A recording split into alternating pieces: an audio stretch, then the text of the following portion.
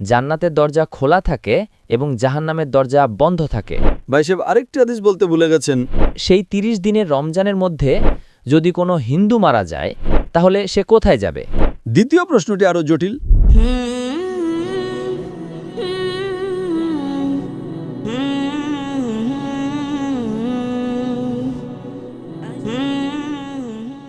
আমার একটি প্রশ্ন আছে।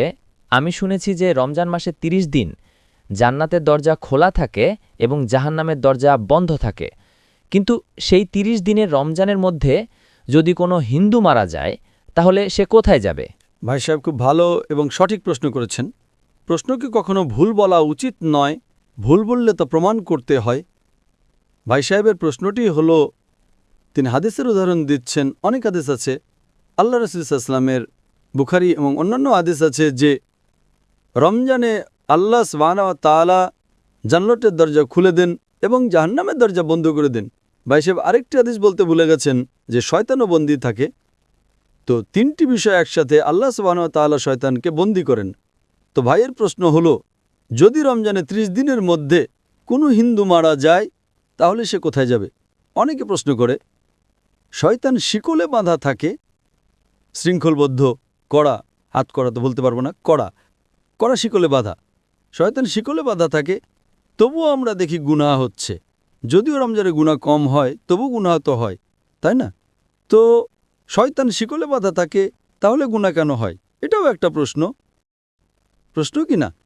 যদি শয়তানকে আল্লাহ তাআলা শিকলে বাঁধা রাখে রমজানে, আমরা দেখি তবু চুরি হয় কি না? কম হয় কিন্তু হয়।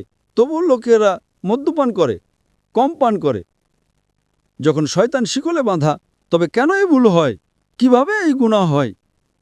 প্রথম প্রশ্নের উত্তর হলো যে জাহান্নামের দরজা বন্ধ থাকে, জান্নাতের দরজা খোলা থাকে। যদি কোনো হিন্দু রমজান মাসে মারা যায় তাহলে কোথায় যাবে? সে যাবে প্রথমে বারজাখে। কোথায় যাবে? বারজাক। বারজাক মানে মধ্যবর্তী সময়। মানুষ মারা যাওয়ার পর সরাসরি জান্নাতে যায় না, সে বারজাখে থাকে। এরপর হাসরের ময়দানে সবাইকে উঠানো হবে, হিসেব নিকাশ হবে। সূরা আল ইমরান অধ্যায় নম্বর ৩ আয়াত নম্বর ১৮৫। চূড়ান্ত প্রতিদান বিচার দিবসে দেওয়া হবে। কুল্লু নাফসিন যায়কাতুল মউত। প্রত্যেক প্রাণী মৃত্যুর স্বাদ গ্রহণ করবে। চূড়ান্ত হিসেব নিকাশ হবে বিচার দিবসে, কিয়ামতের দিন। আর যে ব্যক্তি জাহান্নামের আগুন থেকে বেঁচে যাবে এবং জান্নাতে যাবে, সেই এই দুনিয়াতে সফলতা লাভ করবে। এটি কোরআনের আয়াত। চূড়ান্ত হিসেব নিকাশ কবে হবে? বিচার দিবসে, এখানে নয়। তো রমজানে যদি জাহান্নাম বন্ধ থাকে, সে যাবে বারজাখে। রমজানের পর তো জাহান্নাম খুলবেই, তাই না? রমজানের পর তো দরজা খুলবেই, তাই না? হ্যাঁ, খুলবে। তো যদি সে শিরক করে থাকে, আল্লাহ ও তার রাসূলের কথা না মেনে থাকে, তাহলে সে বারজাকে শাস্তি পাবে। জান্নাতের দরজা খোলা থাকবে, জাহান্নামের দরজাও খুলে যাবে। খুলে গেলে যখন সময় আসবে তখন সে জাহান্নামে যাবে।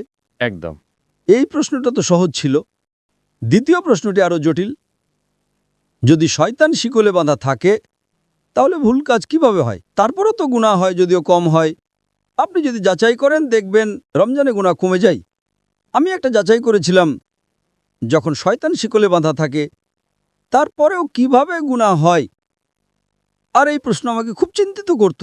আমি যখন দাওয়াতে নতুন ছিলাম, আলহামদুলিল্লাহ কেউই প্রশ্ন করেনি, খুব চিন্তিত করত, কিন্তু আল্লাহ এর উত্তর দিয়ে দিয়েছেন। অনেক গবেষণা করেছি, পড়েছি, উত্তর খুঁজেছি, আলেমদের জিজ্ঞেস করেছি, তারা বললেন সঠিক। মাশাআল্লাহ, কি সুন্দর উত্তর। তারপর থেকে আমি এই উত্তর দিতে শুরু করেছি, কারণ আমি নিজেই প্রথমেই প্রশ্ন করি। আমি নিজেকে আক্রমণ করি, কারণ আত্মরক্ষা করার জন্য আক্রমণ করা জানতে হয়। আপনি যদি আত্মরক্ষা করতে চান তাহলে আক্রমণ করা জানা জরুরি। আপনি যখন বিতর্ক করেন, আপনাকে যদি কোরআনকে রক্ষা করতে হয় তাহলে আক্রমণ করাও শিখতে হবে। আক্রমণে পারদর্শী হলে আপনি নিজেকেও রক্ষা করতে পারবেন। তো আমি এর উত্তর দিচ্ছি। আল্লাহ রাসূল সাল্লাল্লাহু আলাইহি ওয়াসাল্লাম বলেছেন যে শয়তান শিকলে বাঁধা থাকে। শিকলে বাঁধা থাকে। শয়তান মরে যায় না, জীবিত থাকে, কিন্তু শিকলে বাঁধা থাকে। আমি একটা উদাহরণ দিই। ধরুন একটা সিংহ, বাঘ শিকলে বাঁধা আছে এবং শিকলটা 10 ফুট লম্বা। আপনি দূরে দাঁড়িয়ে আছেন, আপনি জানেন শিকলটা খুব মজবুত, তাই আপনি ভয় পাবেন না, তাই না? ভয় পাবেন না তো? শিকল মজবুত, কিন্তু শিকলটা 10 ফুট লম্বা। যদি একটা বাঘ বা সিংহ শিকলে বাঁধা থাকে আর শিকলটা 10 ফুট লম্বা হয়, আপনি 30 ফুট দূরে আছেন, শিকলটা মজবুত, আপনি কি নিরাপদে থাকবেন না? ভয় তো লাগবেই। ভীরু হলে ভয় লাগবে, তাই না? এমনি তো সিংহ ছাড়াও ভয় লাগতে পারে, কুকুর দেখে পালিয়ে যাবেন, বিড়াল দেখে পালিয়ে যাবেন। কিন্তু আপনি যদি 30 ফুট দূরে থাকেন তাহলে তো নিরাপদে থাকবেন, তাই না? হ্যাঁ কি না? একদম একদম। একদম। কিন্তু আপনি যদি সিংহের কাছে যান তাহলে কি হবে? খেয়ে ফেলবে।